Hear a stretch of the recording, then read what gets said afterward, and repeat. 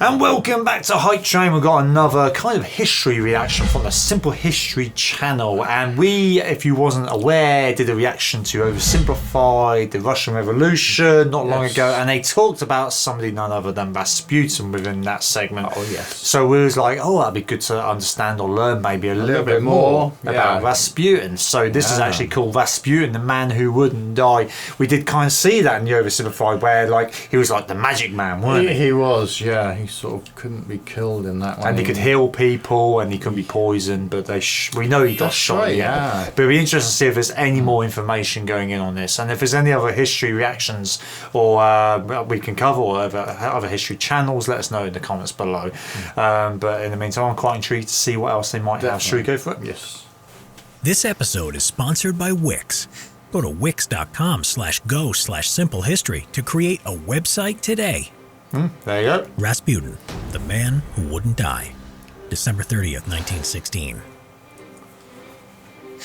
Grigory Efimovich Rasputin was born on January 21st, 1869 in Siberia, Russia, to a peasant family and led a simple life until he reached the age of 28, when it's alleged that he had a religious awakening during a pilgrimage and after that became a wandering, self-proclaimed holy man. Ooh. Throughout Rasputin's life, he did look so evil, didn't he? Did he have black eyes like that? Drunkenness, womanizing, strange occult rituals, we knew about the womanizing. Mysterious cult.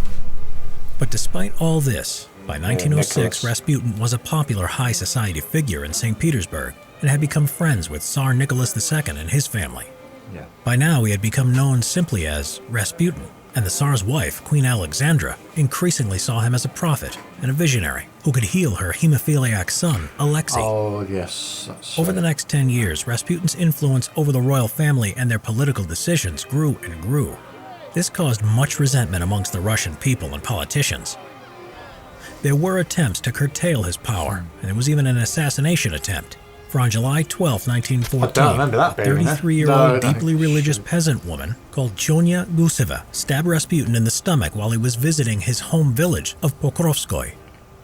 Rasputin was seriously wounded and nearly died. Guseva claimed that Rasputin was a false prophet and the Antichrist. She was later judged insane and sent to a mental asylum for her crime. World War I was going badly for Russia due to poor leadership and logistical problems.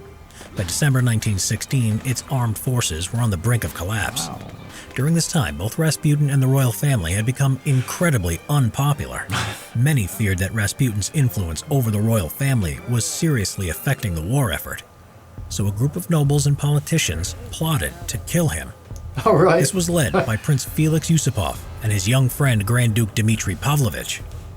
On the night of December 29, 1916, the two of them invited Rasputin to a small party at the Moika Royal Palace. What happened next is open to debate, as much of it has become hearsay, sensationalism, half-truths, and urban legend, as Rasputin was always seen by the public as a mysterious figure, and his death soon became a tale of his mystic, almost superhuman powers. The popular account about his death is that waiting for him at the palace were Prince Felix Yusupov and Grand Duke Dmitry Pavlovich, while upstairs were several co-conspirators, including the renowned opposition politician Vladimir Purishkevich. Once at the palace, Prince Yusupov offered Rasputin tea and cakes that had been laced with enough cyanide to kill 3 or 4 men. But this seemed to have no effect on him, so the prince gave him some Madeira wine, also laced with cyanide. But again, this seemed to have no effect on him, even after drinking 3 glasses, apart from getting him a little more drunk. Then, Prince Yusupov went to get a revolver and came back and shot Rasputin in the chest. Rasputin promptly collapsed on the floor and seemed to be dead.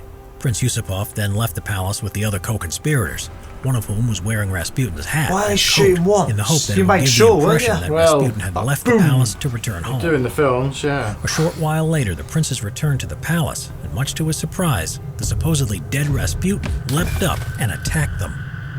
Then Rasputin staggered into the palace courtyard, where instead he was shot 2 more times.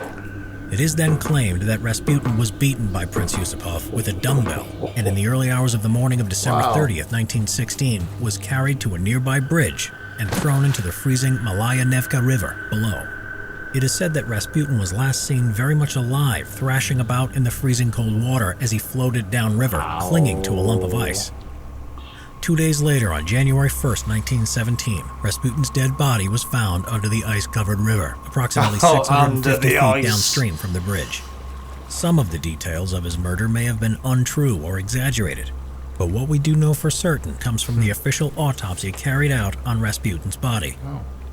We know that Rasputin had been shot 3 times, and one of those shots was in the forehead at very close range, and was the cause of his death.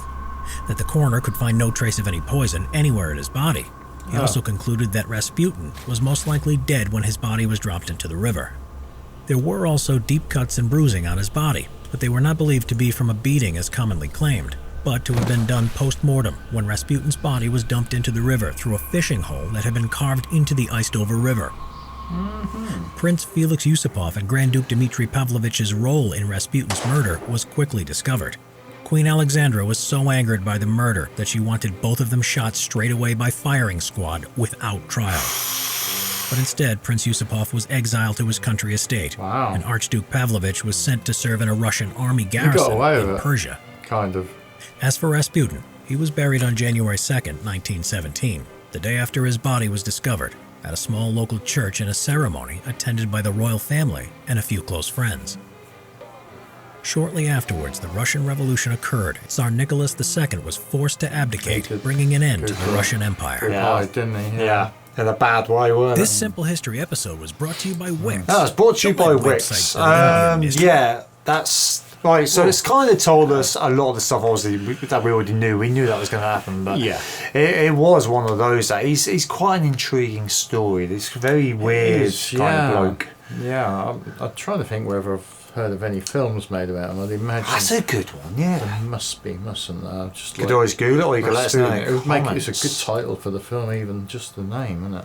He's very mysterious, ain't he? You know, I know that you could imagine back then, you know, the coverage of this bloke. That many were calling even the Antichrist. He's got like superhuman powers, able to heal people, and not they can't even die. They can't kill him off. Yeah, strange that, isn't it? How he had the biscuits and didn't die, but they didn't find anything in his body. I think it was on the oversimplified video, they stated that maybe the poison, or someone in the comments might have said under there that maybe the poison was like out of date, that's why it didn't work on him. So does cyanide go out of date? I don't know. But then having said that, in the autopsy, no poison was found. No. Which could mean maybe he was a bit of a, I mean, it said he was sort of mystic. Maybe he was a bit of a magician, a bit of sleight of hand. And he pretended to eat and just put in his pocket. Who knows? That's a good one. Yeah. What about the wine? Oh, well, yeah.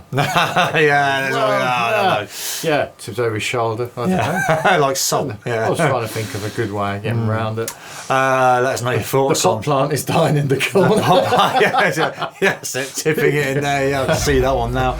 Rasputin, the man who wouldn't die. Strange stories from the Simple History channel. So let us know your thoughts. Anything else you want to add about Rasputin? What do you know about him, the mysterious man?